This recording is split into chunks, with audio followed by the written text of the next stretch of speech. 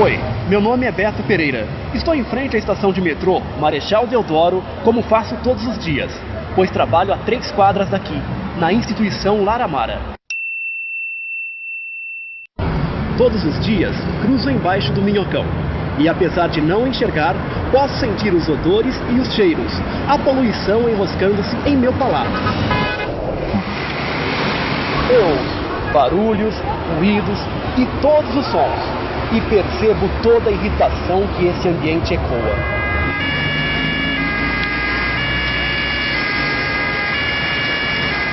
Você que pode ver, experimente enxergar Santa Cecília através dos meus olhos.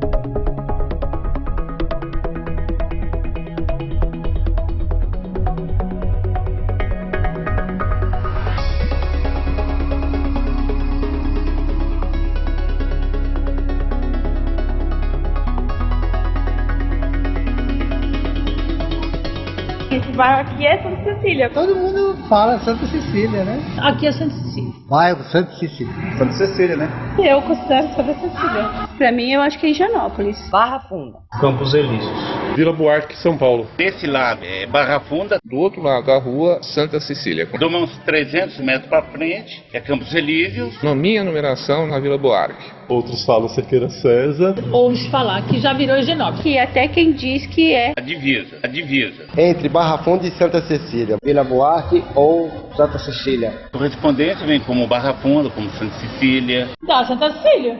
O meu endereço está como Cerqueira César. E vem algumas correspondências com Vila Buarque. Às vezes em Campos Elíseos. Vem como Barra Funda. Cada um fala uma coisa. Então existe uma confusão bem grande. É um negócio meio complicado. O pessoal confunde. Um bairro é um nome, depois é outro. Até hoje eu não consegui entender o porquê. Eu também tô curiosa em saber. Eu preferia que fosse Santa Cecília, porque é um bairro mais nobre. Vamos ver o que a prefeitura fala sobre isso. O poder público municipal não delimitou legalmente esses bairros, né?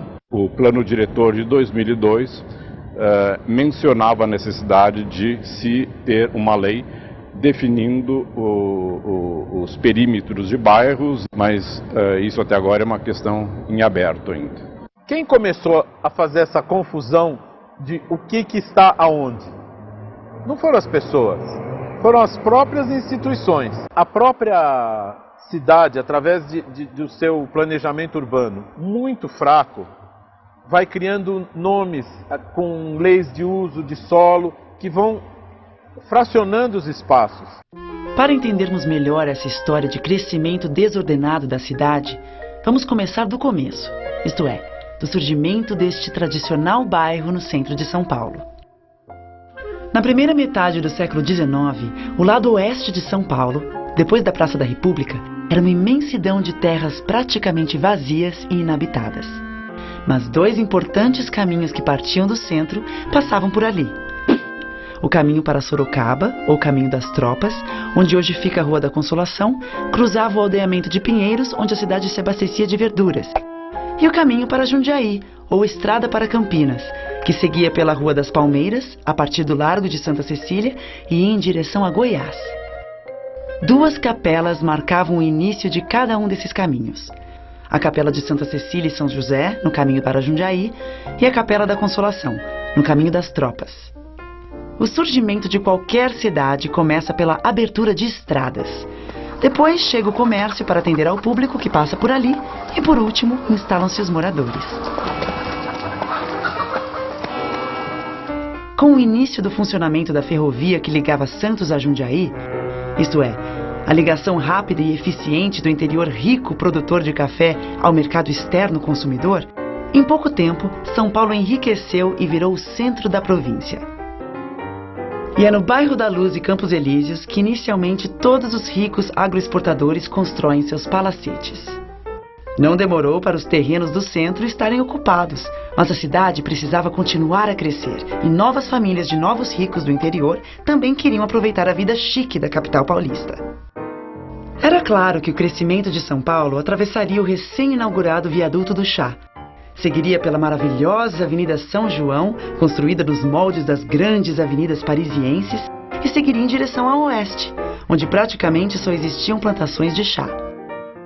Prevendo esse movimento, investindo, mas também especulando, as famílias dos Barros, dos Queiroz, dos Prado e algumas outras dividem, sem muitos conflitos entre si, esses terrenos, chamados de chácaras. Destacamos 3 proprietárias importantes para a história do bairro de Santa Cecília: Dona Maria Antônia Queiroz, Dona Veridiana Prado e Dona Angélica de Barros. Um dia, Dona Maria Antônia, que tinha uma chácara em Santa Cecília, convida a Dona Veridiana, filha do Barão de Iguape, para um chá e sugere que ela compre uma chácara próxima à sua. Dona Veridiana compra a chácara e constrói, nos altos de Santa Cecília, a sua famosa Vila Maria, um palacete que existe até hoje na Avenida Higienópolis, esquina com Rua Veridiana. Sua outra vizinha era a Dona Angélica de Barros, dona da maior propriedade da região, chamada Chácara das Palmeiras. E Dona Angélica também constrói um palacete, mas este é inspirado no Palácio de Charlottenburg, na Alemanha. É na Chácara das Palmeiras que se desenvolverá praticamente todo o bairro de Santa Cecília, e a casa grande dessa chácara sobrevive até hoje, conservada pelas irmãs Pia, que inclusive criaram um museu e preservaram até antigas paredes de taipa de pilão.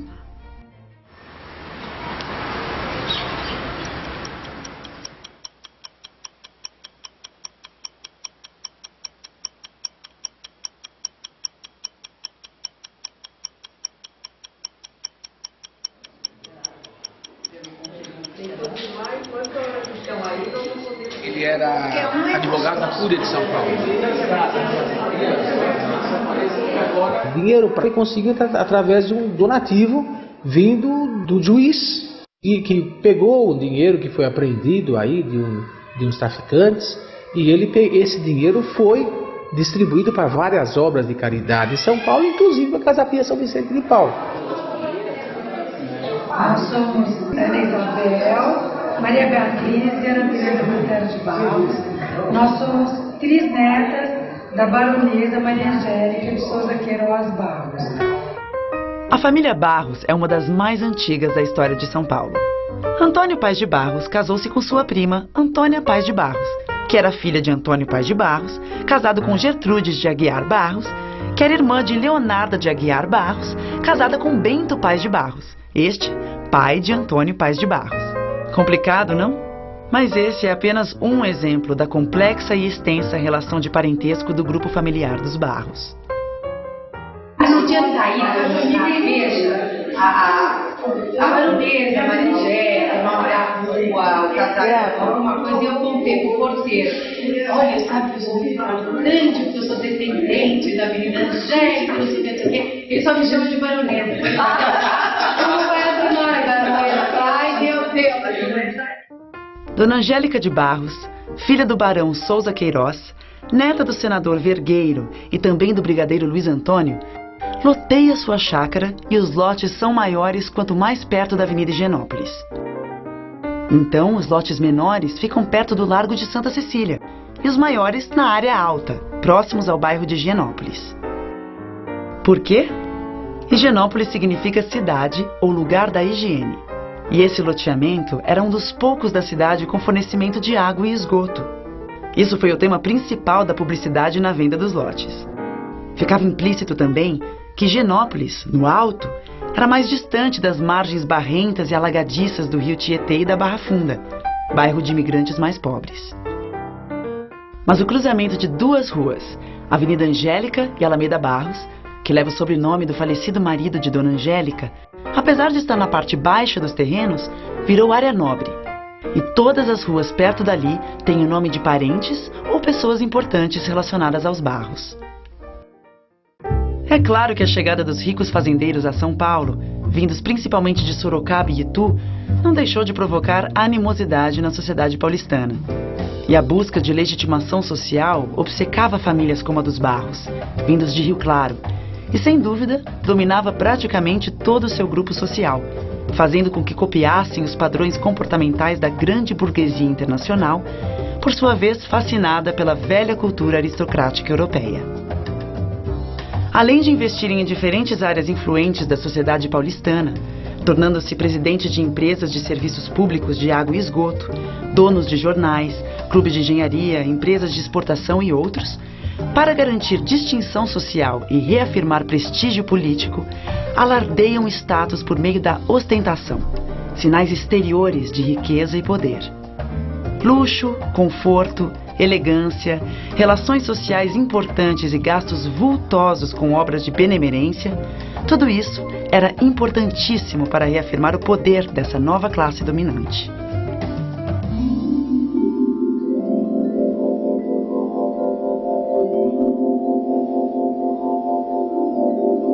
Aqui a gente resgatou um pouco da história da misericórdia, a história de gente da elite de São Paulo, os barões da época que por aqui passaram e que ajudaram a Santa Casa. Aqui nessa parede tem um casal, Rego Freitas, junto com o Barão de Piracicaba, doaram o terreno para a construção da Santa Casa de São Paulo, inaugurado em 1884. Santa Casa tem um atendimento inteiramente gratuito. Nós somos remunerados pelo governo, mas nós temos outros meios de renda. Nós tivemos muitos imóveis antigamente doados para a Santa Casa. Esses imóveis proporcionam uma renda de aluguel. O aluguel é todo revertido para a instituição. A Santa Casa tem algumas curiosidades. Nós temos uma peça, é a roda. Era um cilindro que ficava colocado na entrada, no portão. A pessoa que não queria a criança colocava dentro da roda, tocava um sino e as freiras que estavam do lado de dentro recolhiam. Essas crianças eram levadas para o Asilo Sampaio Viana, lá eram educadas e criadas. Aqui nesta Santa Casa, funcionou na rua Dona Veridiana, de 1825 a 1950.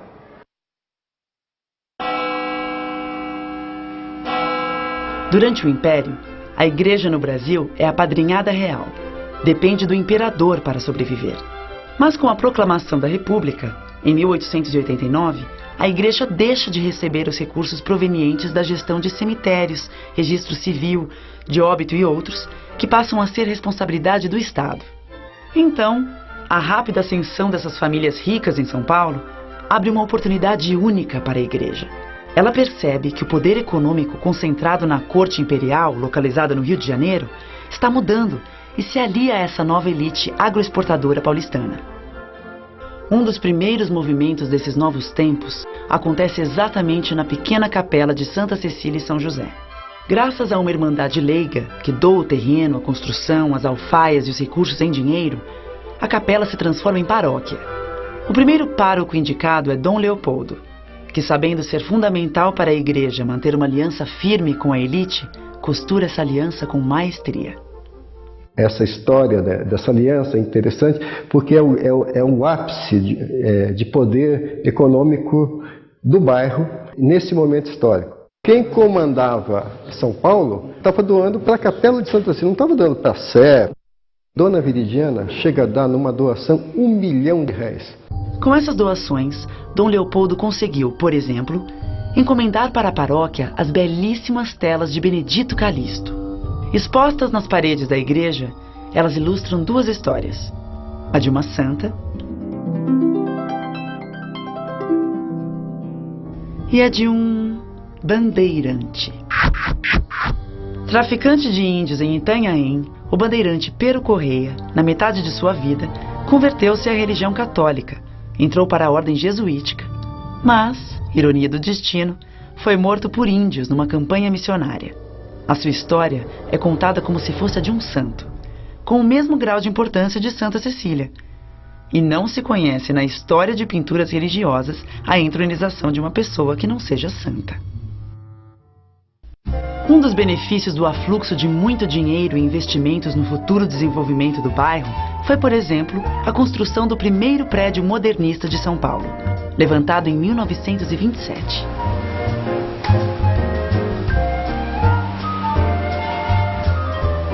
É também em Santa Cecília que encontramos a maioria dos prédios Art Deco que restaram na cidade, assim como vários palacetes tombados pelo Instituto do Patrimônio Histórico e Artístico Nacional.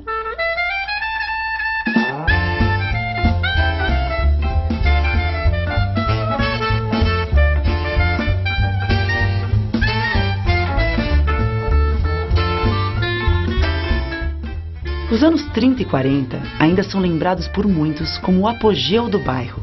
E com seus luxuosos cinemas, teatros, casas de chá sofisticadas e lojas conceituais, tudo acontecia por lá.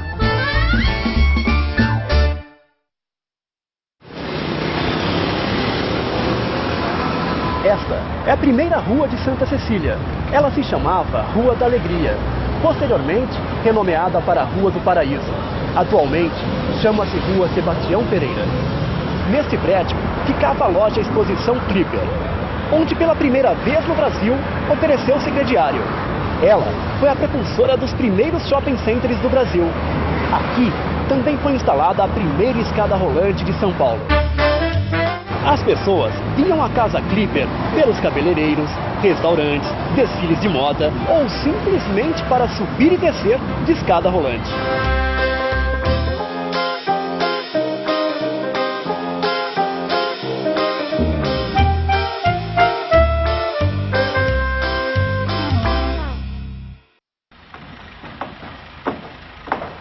Mas a chegada do comércio marcava uma nova fase.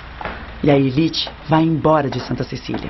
Sem regras claras sobre ocupação do solo ou preservação do patrimônio, além de uma inculta tendência em abandonar seus centros históricos à própria sorte, começava a decadência do bairro.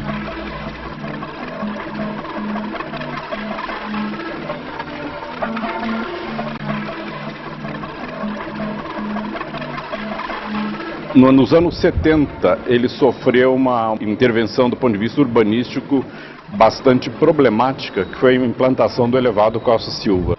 Foi um dos motivos que levou a uma certa degradação urbanística e social do bairro. Essa via elevada que foi feita nessa região, de uma forma abrupta, foi segmentando os bairros.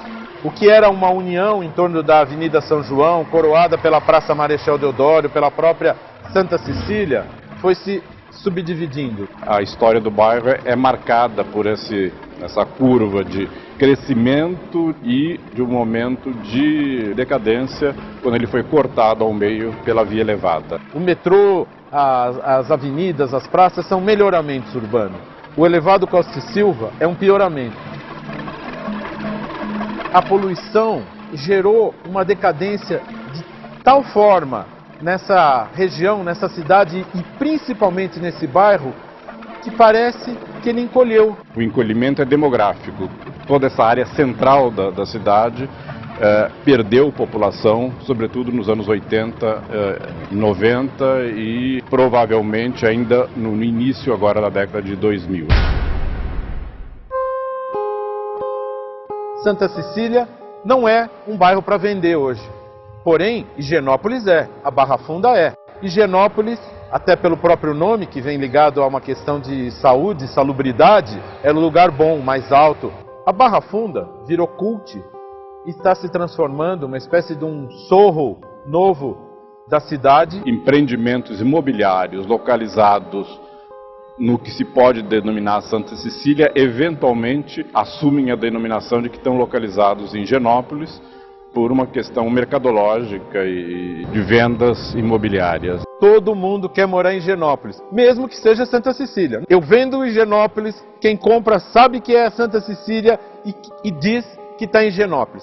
O bairro é o mesmo. Nós estamos no mesmo lugar, mas ele tem outro nome. Não é só a especulação. A especulação imobiliária, ela entende o que os indivíduos querem. Quando alguém vai comprar sua casa nova, quando alguém está ascendendo socialmente, ele quer ir para um lugar melhor.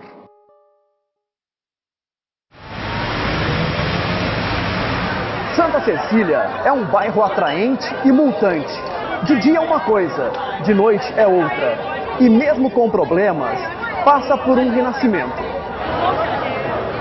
Bairro central, com metrô e transporte público abundante.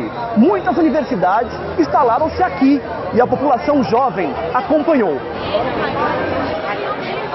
Em seus bares, restaurantes, clubes de danças, teatros, desenvolveu-se uma incrível vida noturna.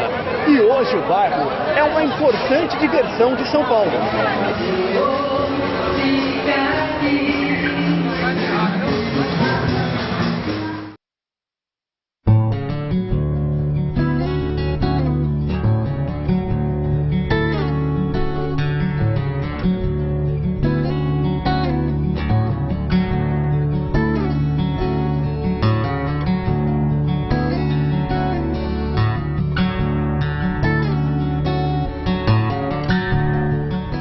Uma característica particular do bairro de Santa Cecília é que ele tem a maior proporção de mulheres da cidade de São Paulo. Bacana, mesmo porque o meu segmento é feminino e isso é muito importante para aqui, para a região, né?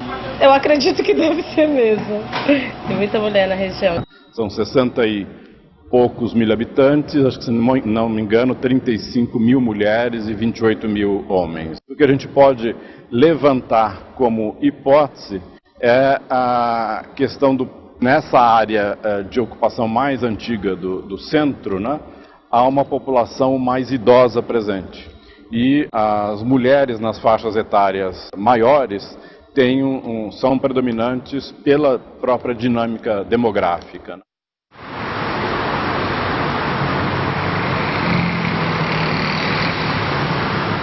Será que uma demolição, uma desmontagem desse equipamento pode fazer com que esse centro volte a irradiar uma nova cidade, um novo bairro? Será que Santa Cecília pode vir a ser um lugar onde que as pessoas queiram dizer que moram nele? Não vão mais esconder o seu endereço?